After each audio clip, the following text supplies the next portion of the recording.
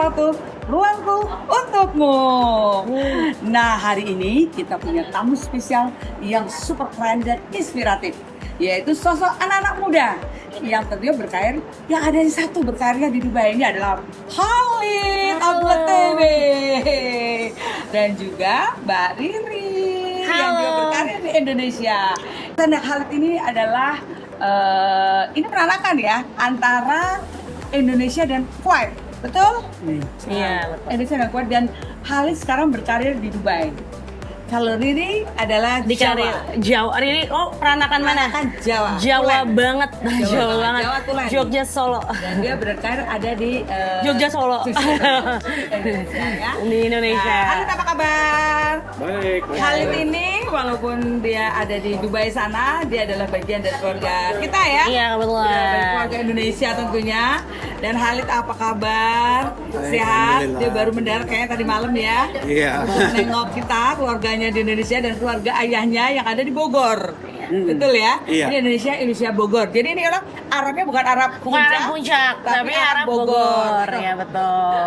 Jangan salah kaprah ya. Jangan salah kaprah. Jangan. Kita ngobrol-ngobrol seru ya, kita tunggu ya. Tentunya adalah perjalanan karir antara Khalid dan juga Riri. Ini dua orang ini adalah dua anak muda yang sudah bersahabat sejak kuliah ya, kalian berdua ya. Iya. Jadi UCL ya di London Iya. ya. Iya. Di London itu pertemuannya mereka, dan itu pertemuannya karena Khalid merasa dia adalah orang Indonesia luar biasa ya. Ini orang Kuwait ini dia merasa bahwa saya ini orang Indonesia. Jadi begitu sekali yang lihat ada orang Indonesia lainnya langsung kayak kamu orang Indonesia ya gitu. Gue juga loh. Nah, walaupun kayak nggak meyakinkan ya, karena waktu itu kayak literally diberhentiin di pinggir jalan sama dia. Kayak, oh orang Indonesia ya? Oh iya. Bogor bahasa Sunda bisa nggak? Sautik. Seoti katanya, seoti aja katanya. Tapi yang luar biasa, dia selalu ingat ya. Sebelum kita lanjut lebih jauh, saya ini penasaran nih tentang Khalid kan, punya latar belakang yang menarik banget nih. Tadi adalah keturunan Kuwait dan Indonesia, khususnya Bogor. Boleh cerita dong, Khalid dulu kan lahirnya tadi ya di Indonesia ya. Iya. Dan bagaimana Khalid waktu lahir di Indonesia, keluarga ayahnya adalah orang Bogor, lahir di Indonesia. Dan waktu ayah nggak ada ya, ayah nggak ada, langsung keluar ya bersama ibu ya, pindah ke luar, ke Kuwait ya, balik Iya. ke Kuwait ya, Iya. ke Kuwait. Dan boleh ceritain dong. Sebenarnya kayak masih apa ya, kecil. Jadi nggak ingat banyak, tapi ingat adik-adik Khalid yang baru lahir. Kebetulan adik-adiknya Khalid itu kembar. Berapa? Empat. 4, jadi 5 itu 4-nya kembar. Tapi tadi ya Khalid ya, berlima ya. Biasanya berlima, waktu itu bapak nggak ada ya, umur 3 tahun ya. Iya, meninggal. Habis itu kita pindah ke Kuwait sama ya belajar di situ. Jadi, Belajar iya. Kuwait ya. Tapi luar biasa kan bahasa Indonesia-nya masih lancar kan, luar biasa. Dan yang salutnya 3 tahun meninggalkan Indonesia nggak lupa dengan Indonesia, tetap cinta sama Indonesia, tetap cinta sama makanan Indonesia. Oh, iya. Iya, Ya, apalagi iya. setelah bergaul dengan Riri ya, persahabatan dengan Riri Iya. membuat dia semakin cinta sama Indonesia, semakin dia cinta dengan makanan Indonesia ya. Betul, Ya. betul. Nah sekarang kamu kan begitu cintanya sama Indonesia dan begitu cinta dengan makanan Indonesia ya. Apa makanan kesukaan kamu, Khalid? Karena Khalid sebenarnya kayak orang Sunda. Sunda. Jadi makanan Sunda. Makanan Sunda lalap-lalapan tuh suka, Iya. sambel terasi. Rendang itu Pak. Rendang Padang. Tetep. Jengkol. Oh, pete jengkol.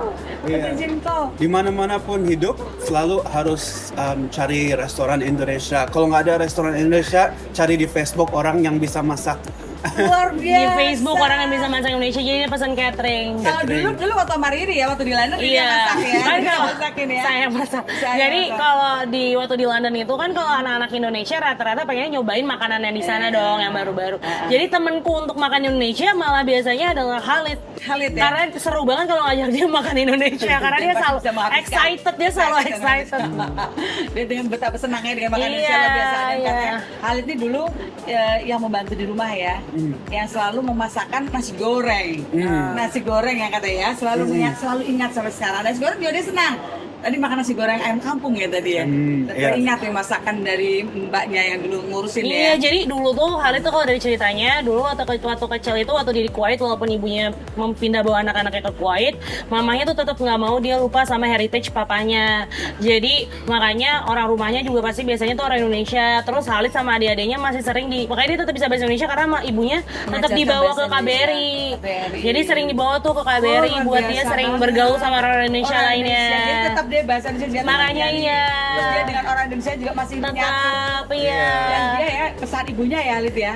Kalau datang ke Indonesia harus menengok keluarga ayah ya. Iya, di Bogor. Ini luar biasa loh, Khalid udah berapa kali datang ke Indonesia loh, ya kan? Tapi coba ceritain Khalid, ini dari SD sampai kuliah boleh ceritain dong. Khalid dan Riri tentunya ya, Khalid dulu deh ya kali ya. Khalid cerita dulu dong. Dari SD sampai high school begitu. SMA. high school. Di internasional, sekolah Iya. internasional. Belajar. Di Kuwait. Bogor, Iya, enggak, di Kuwait. Bogor masih TK. Iya. Terus langsung di Kuwait udah kita udah Iya, sudah school benar. ya, oke. Pertama di sekolah kayak pemerintah, kayak Oh, waktu oke. SD, kayak tahun 1 sampai 3. Oke. Sama itu semua pakai bahasa Arab. Oh, Sama Arab. habis itu ganti ke sekolah internasional. Jadi ya ganti bahasanya ke bahasa Inggris. Bahasa Inggris, Iya. international schoolnya ya, Iya. bahasa Inggris. Oke. Oh gitu ya. Iya. Jadi di Kuwait ya. Iya. Dan kuliah lanjut Di Scotland, di Edinburgh. ke Edinburgh dulu ya, S1. Edinburgh dulu, Iya. baru ke UCL ya. Kerja berapa? Kerja dulu Oh, kerja dia. dulu, Iya, kerja dulu. nanti S2. Iya. Dia tuh S2-nya UCL yang ketemu sama Riri Iya, ya. benar. Kalau Riri coba ceritain. Riri. Riri. Riri Indonesia, Riri benar-benar anak Indonesia banget. Jadi SD, TK, SMP, SMA di Indonesia. Dan di betul. Jakarta saja. Dan di Jakarta aja, alhamdulillah. Misalnya S2-nya aja ya. Baru ya karena mama dulu nggak bolehin untuk S1 keluar. Walaupun aku sebenarnya waktu SMA sempat ngambil IGCSE juga, ngambil level buat bisa kuliah keluar, dan actually waktu itu dapat ya beasiswa scholarship buat sekolah di luar. Tapi sama ibu yang satu ini, Ibu negara tidak dibolehkan untuk berangkat keluar S1. Jadi baru boleh S2 ya waktu itu ya. Jadi makanya akhirnya S1 alhamdulillah juga keterima juga di universitas di Indonesia. Jadi ya udah aku lanjutin di situ gitu S1-nya. Habis itu baru S2-nya. Tapi sebenarnya sih lumayan agree sih sama mama, alhamdulillahnya, karena balik lagi karena aku kan mau berkarirnya di Indonesia. Jadi emang lebih mungkin sangat baik banget aku udah sempet sekolah di Indonesia dulu S1-nya. Jadi otomatis kan linknya lebih banyak juga ya untuk Sebenarnya kan menambah berusaha keluar itu kan buat ini. menambah ilmu, menambah pengetahuan. Supaya waktu Anda kembali ke Indonesia, berkarya di Indonesia, kita udah menambah Iya, betul. ilmu kita Iya, bisa. Dan betul. kita juga sama kayak Halid juga ke luar negeri, Halid berkarya di sana, sukses di sana, mungkin nanti Halid akan kembali ke Indonesia Iya. untuk membangun Indonesia. Kita nggak tahu, betul nggak? Dan sekarang mulai dong dengan perjalanan kalian berdua dong. Ini kan anak-anak muda yang menurut saya sudah kita bisa jadikan sebagai inspiratif buat kita semua, bahwa mereka itu sudah bisa berkarya untuk negeri, untuk dirinya sendiri, untuk keluarganya, luar biasa. Ini yang harus menjadi buat contoh buat kita semuanya. Coba dong Halid, waktu karir pertama kali tadi sambil waktu kuliah di Edinburgh, terus lulus, Iya. terus kerja di Di konsultan di Deloitte, nanti EY. Deloitte dan EY loh, dia udah pernah loh di Deloitte dan EY. Iya. Dan ini Halid ini sangat peduli pekerjaan maupun banyak pengetahuan yang dia dalami ya mengenai peduli kepada lingkungan, Benar. energi, air, udara ya, kayaknya Iya. ini yang menjadi perhatian. Apa tuh yang membuat Halid tertarik tuh? Ya itu dari S1-nya kan tesisnya tentang lingkungan, tapi Oke. research topiknya lingkungan di Indonesia, energi di Indonesia. Itu yang di pertama. Indonesia justru. Yang Research researchnya. penelitiannya. Researchnya Iya, ya, iya oke. di Jawa Tengah actually. Oh, Jawa Tengah. Iya, Ya sama- sebenarnya kita udah jodoh dari dulu ya, buat ketemu. Ketemu ya. Iya, ada di Iya. Jawa Tengah. Oke. Jadi kayak apa ya, kayak curious gimana ya? Iya, kayak penasaran. Penasaran mau tahu kayak gimana Iya, iya. bisa dibangunin. Habis Iya, itu iya. karirnya langsung aja ke sustainability Environment ya, di ke konsultan. lingkungan. Sampai lingkungan ya, begitu cintanya ya. Dan Iya. Dan S2-nya dia juga emang studinya lingkungan. sama ya lingkungan Iya. ya, itu yang Iya. membuat kamu ini ya peduli terhadap lingkungan tadi ya. Iya. Dan sekarang bekerja di pemerintahan di Dubai. Benar. Ah. Iya. Dan itu juga berkaitan dengan lingkungan nggak? Iya, Benar. berkaitan Iya. dengan Berkaitan dengan lingkungan. lingkungan. Itu luar biasa sekali nih ya kalau kita lihat Halid yang memang jiwanya adalah peduli terhadap lingkungan. Ini dia sosok yang kita lihat bahwa sosok Khalid ini tidak terlepas dari sosok yang sangat cinta dengan Indonesia. Tadi researchnya aja dia mulai dari Jawa Tengah di Indonesia. Dia tetap mencintai daripada Indonesia. Dan begitu juga sekarang Riri dong. Coba dari ini ceritain nih. Kenapa kalau Riri nih? Karirnya mulai dari Riri dong. Jadi alhamdulillah sekarang aku berusaha ya. Jadi setelah menikah, sebelumnya aku mungkin sempat kerja juga. Aku juga sempat di researcher juga, sempat penelitian juga.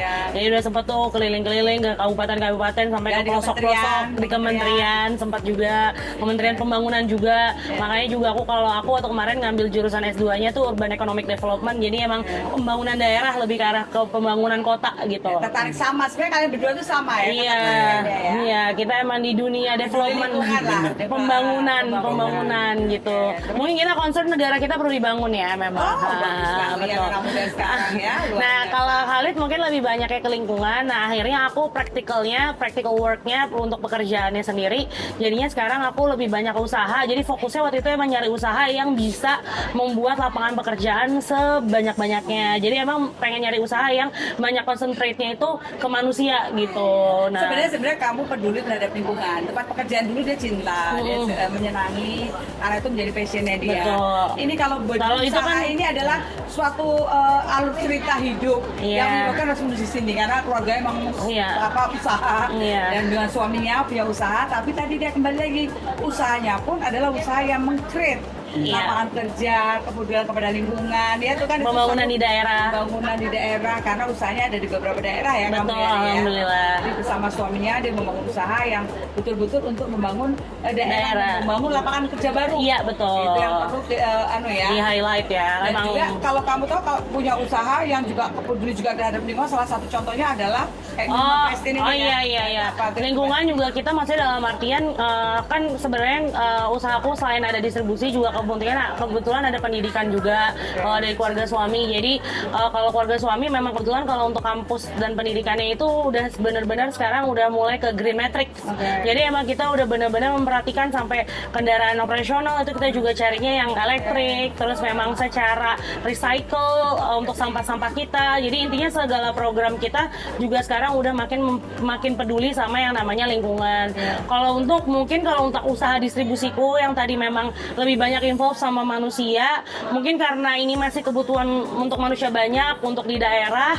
Jadi kalau di daerah mungkin masih lebih sedikit sulit untuk bisa concern kayak masalah urusan plastik dan lain-lain itu tuh masih lebih sulit concern itu.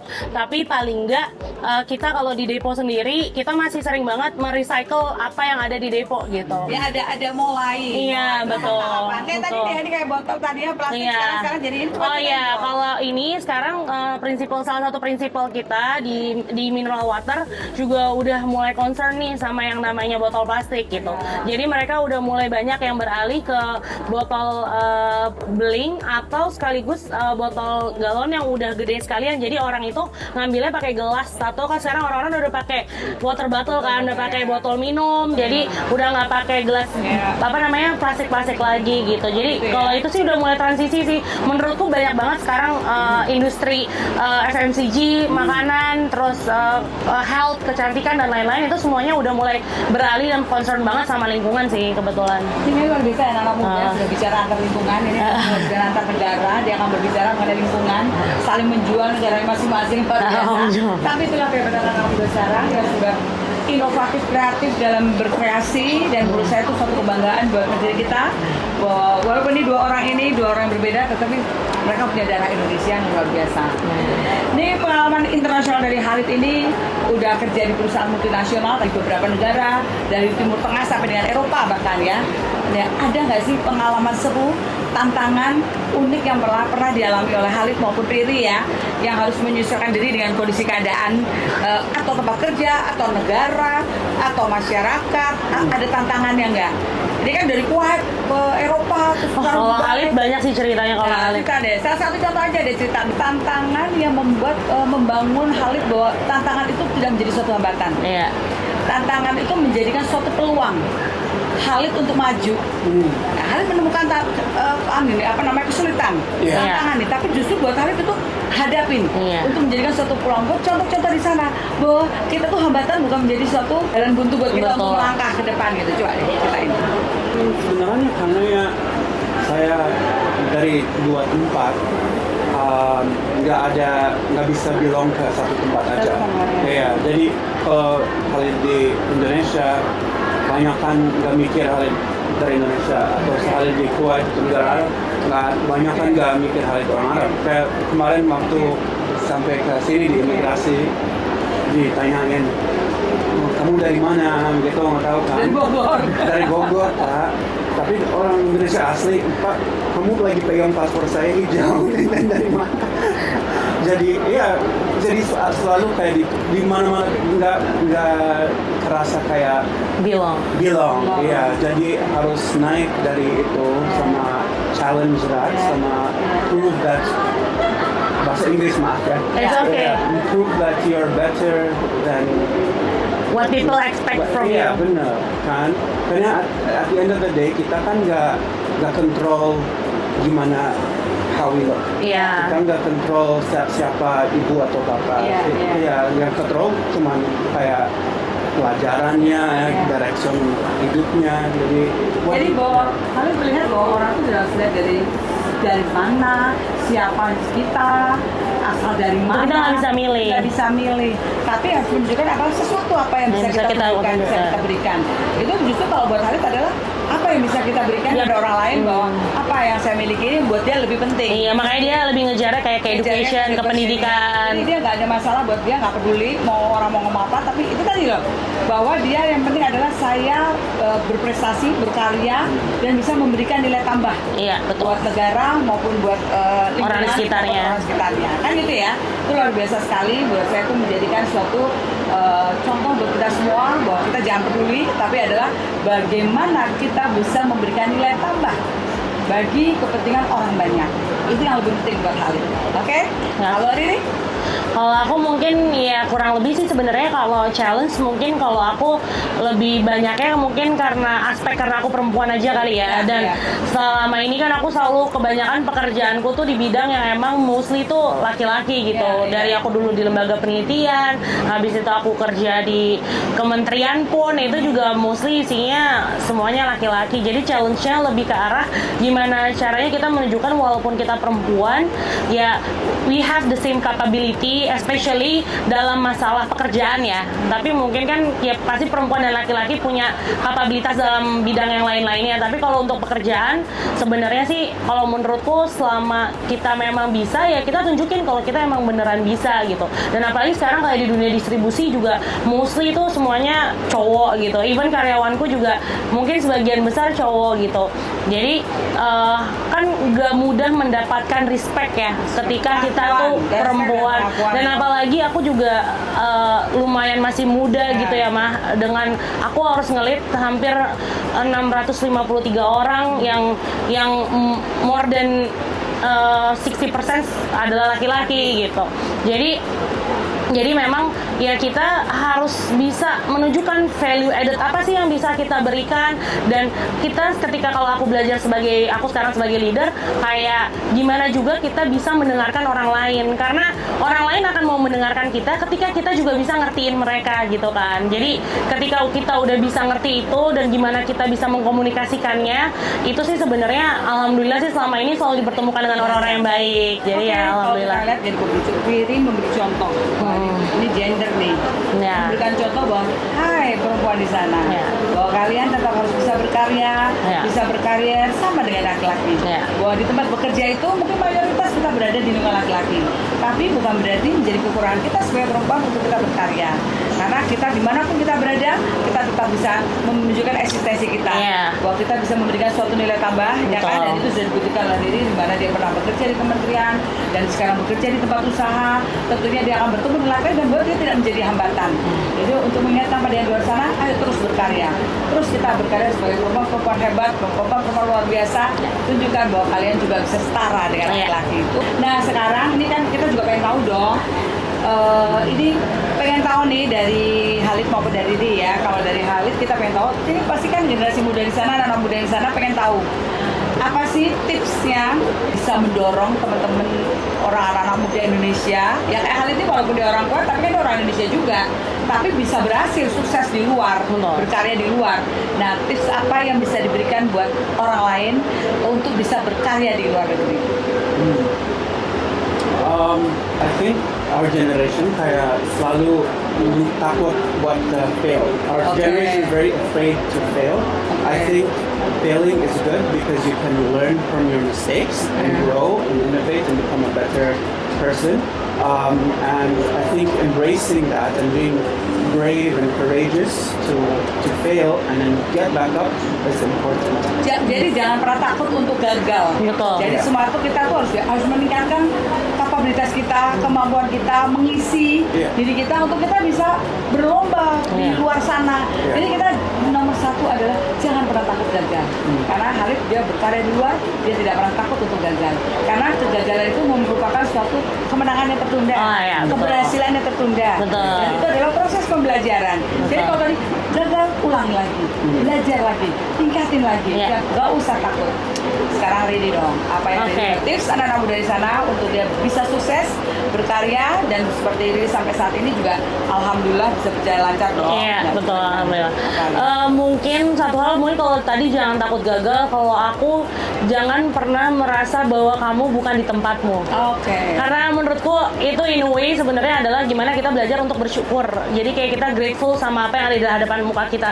Kayak aku perjalananku yang aku ke berbagai tempat, kayak itu semua nggak ada yang maksudnya aku benar-benar plan, dalam artian ekspektasiku mungkin sekarang aku lebih ke arah kayak dulu harusnya aku berkarir di kementerian sampai mana, sampai level mana gitu. Tapi kan ternyata hidup membawa kita ke jalan yang lain. Tapi selama kita memaksimalkan apa yang ada di diri kita, betul, kita nikmati apa yang ada di depan kita dan kita berusaha, kalau kata Mama kan tadi, berusaha untuk sebaik-baiknya, benar-benar memajukan dan menambah value diri kita. Kita tuh akan selalu bisa belajar. Learning is always a process. Nggak ada orang yang langsung bisa dan langsung pintar, tuh nggak ada. Tapi itu adalah sebuah proses. Jadi mau kita dicemplungin kemanapun, selama kita mau belajar, selama kita mau berusaha dan kita mau giat, dan tadi aku bilang kita mau dengerin orang lain, insya Allah pasti kita akan bisa berhasil dimanapun kita berada. Itu sih. Nah tadi kalau kita bicara Riri ini, kita ngomong bahwa Riri bilang dimanapun kalian berada itu harus kalian hadapi, gak usah takut, dan kita harus menyesuaikan diri di mana kita berada. Betul. Jadi kalau menyesuaikan diri itu berarti apa? Ya kita harus banyak belajar, kita harus bisa memahami, bisa mengerti di mana kita telah bekerja.